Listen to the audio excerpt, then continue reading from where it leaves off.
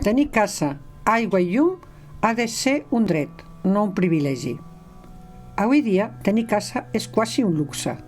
Els lloguers són abusius i les hipoteques estan pels núvols.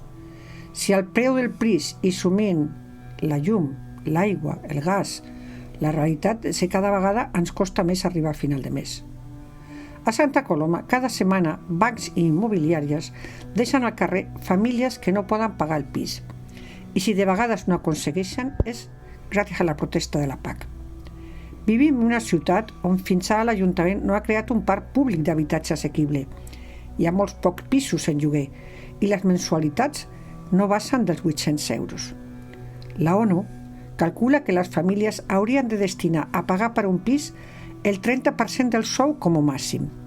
A Santa Coloma, les famílies poden estar pagant tranquil·lament el 65% dels diners que entren a la casa. Unes cases que a sobre sovint estan en males condicions. Segons Càritas, el 36% de la població de l'àrea de Barcelona viu en habitatges que no reuneixen condicions dignes.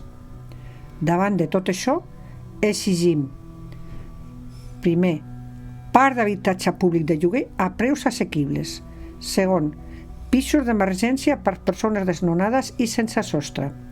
Tercer, expropiació d'aquests pisos buits, propietat de bancs i fons d'inversió que no els posin a lloguer social. 4. Congelació del preu dels lloguers. 5. Subvencions a la rehabilitació i l'eficiència energètica dels habitatges. Stop especulació immobiliària. Pel dret a l'habitatge.